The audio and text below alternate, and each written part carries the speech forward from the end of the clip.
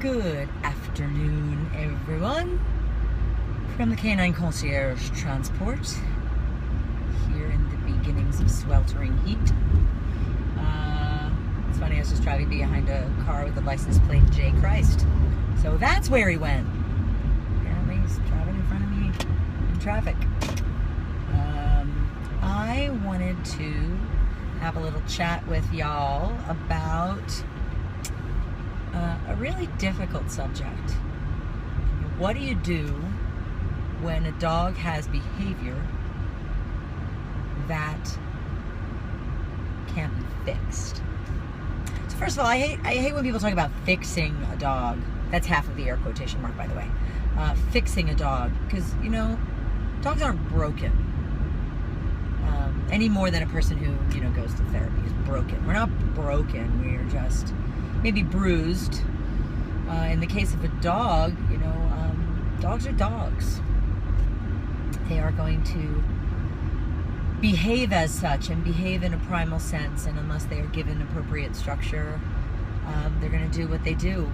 And how that manifests is really going to be determined heavily by, a little bit by breed, and a little bit by individual. So what do you do when you have a dog that has behavior that where training isn't the issue? The issue is that the dog is in an environment that is not compatible with the dog. You remove the dog from the environment. That's the solution. I would say, and again with the disclaimer that any numbers I'm about to give you are based on absolutely no actual statistical data whatsoever, based on anecdotal experience, which at this point, for me, between my own experience and the experience of colleagues and peers with whom I commiserate and connect, bulletin boards and such that I follow, and conversations that I follow even if I don't participate in them,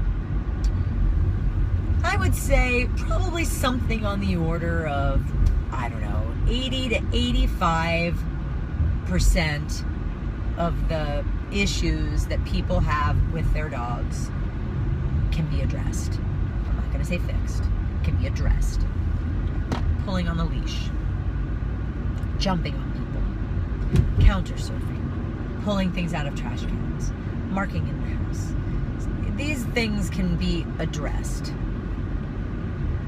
When you get into things like dogs triggering in certain environments, or having certain reactivity to certain things, this is not always something about which you can do something. This is not always something for which there is a fix. And again, half air quotation marks since I'm holding the steering wheel. If you have a high drive dog is going to trigger and go after things. Not all high drive dogs do, but many do. Is that something that you can make go away? Well, there's a way to do it. It's not a training solution that I personally use. I don't advocate it per se, but if it is the solution, it's the solution. And that's using a remote collar or an e-collar to desensitize the dog to the stimulus around it and teach it to be non-reactive. I do not like using those collars as a punitive measure, but sometimes, especially depending on how far along behaviors have been allowed to go before they're being addressed, sometimes it's the only solution. And, or I shouldn't say it's the only, there's never only a solution. It is a most effective solution. So what do you do? And this is the part that's hard for me, running the kind of facility that I operate, which is a completely open play space, is that, sometimes there are dogs that are awesome dogs and people that are awesome people. And the dog's just not a fit for our environment because they're not 100% safe. Now, again, another disclaimer, there's no dog that's 100% safe. Even my own. I mean, my dogs are great. They're well behaved, well, most of the time. Well trained, and they listen, but they're still dogs. You know, the only way to assure that a dog doesn't get itself into trouble is to manage the dog, monitor the dog, and handle the dog properly, properly correct them when they do behave outside of the appropriate, the bounds of appropriate behavior. And if it gets to a point where the dog is no longer safe, then you remove the dog from the environment. We put very unreasonable expectations on the dogs in our lives some of the time, and doing so is a recipe for disaster. So I say all of this to you all today. There are some trainers who will promise that they can fix everything. I am here to tell you that that is a load of horseshit. Not every problem can be addressed, and not every trainer is right for every dog. There are some trainers that are great for some dogs, but not for others. I am not the best trainer for all dogs. I am not the best and only trainer for all humans. I'm just not. And I will be the first person to say, you know what? I don't think we will work well together. I don't know that we will have the kind of working relationship necessary to help you achieve the results you want to achieve with your dog. If I don't do that, I'm being an asshole. I'm being greedy, and I'm certainly being too saturated with ego, for my own good. The day I believe that my way is the best and only way is the day I need to get the hell out of this business, because there is no only one best and sole way to do anything of this nature. There's no one way to teach children.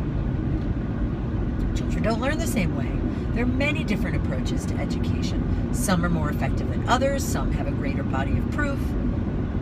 But, you need to be flexible. You need to be flexible. And I see that there is a comment that I can't read. Hi, Amy. Amy, since I am in motion right now, I can't read your comment, but I will, when I am in a safe place, I will read your comment and respond to you. And the other thing, but what I can see is that you're asking, someone is asking you about, so why is a dog doing something? Sometimes that can be answered. Sometimes there is a very direct correlation between an action and a reaction. Sometimes that is the case, but not all the time. Sometimes a dog's reaction, a dog's behavior, is a reaction to something that happened the day before or that morning. That the incident that seems to trigger a dog's behavior is not always the actual triggering behavior. The fuse could have been burning for a little while with a dog. It really, again, it depends on the dog. It depends on the dog, it depends on their temperament, it depends on where they fall on the behavioral spectrum. It depends on how they see the world and the cognitive clues that they follow in the world. There's some breed specificity in this makeup because certain dogs see the world in certain ways. I was working today with a new dog. I'm super excited. We have a wonderful club member whose name is Joe, also known as Wrigley's dad. Wrigley is an absolutely fantastic Blue Merle mini Aussie. And Wrigley now has a little sister. She's little for now, but Wrigley's little sister Maggie, who is 11 weeks old, is going to be a full-size Aussie. The two of them behaviorally could not be more different. Wrigley is a little on the introverted side. She takes a little while for her to warm up. She's definitely a little more shy, reacts a little bit to things, and Maggie presents with none of that and actually presents with some more dominant behavior. And yet, they're both Australian Shepherds. They both have the same kind of drive. There's a lot of similarity between them. And there is similarity in them based on breed that will inform much of how Joe is able to support their needs to learn. So it's really important that we get our own ego out of the way when it comes to our dogs, and understand first and foremost, unless you have abused your dog, unless you have mistreated your dog, neglected your dog, you haven't done anything to your dog to make your dog be anything other than who it is. And a dog's behavior, though perhaps a somewhat distorted reflection of its human, is not a direct reflection of its human, and is not a how do you say this? Yes, to a certain degree, how we behave and how we interact with our dogs does impact their behavior, no question. But if I have a high drive dog that's very hyperactive, that doesn't really have boundaries, that doesn't really listen, that's not my fault. I didn't birth the dog. Now, where my role and responsibility comes in, and let's say the dog is also a product of, say, bad breeding. So a very hyperactive, unbalanced bitch with a hyperactive, unbalanced stud that make a litter, and the litter is hyperactive and unbalanced. There is only so far that I, no matter how much training I do, am going to be able to supersede who the dog actually is. I can give it boundaries. I can try to teach it to respond to boundaries. I can try to teach it some structure. But like I said, there's only so far I can go. So I'm almost at a spot, Amy, where I can read your comments. So let's see if I can. Friend asked today. So your friend asked today about your dog. Let's see if I can do. I'm gonna pull this out of the rack here. Hold on. Big dog barking. Are you doing something wrong? So that's a good question. So Amy, what I would have you do, if you can get some video of this, just capture some quick video of it and either message it to me here on Facebook, or you can email it to woof, W-O-O-F, woof at hydrantclub.com. It's easier for me to comment when I see it. Or Amy, if you want to email me and we can schedule a time to do maybe a FaceTime, so you can go out on a walk with your dog with FaceTime and I can actually see the scenario real time. I'd be happy to do that and see. So in a vacuum, it's very hard. I mean, dogs being reactive, what you're describing is leash reactivity. It is not uncommon. There may be things that you're doing that you don't realize you're doing that are fueling it.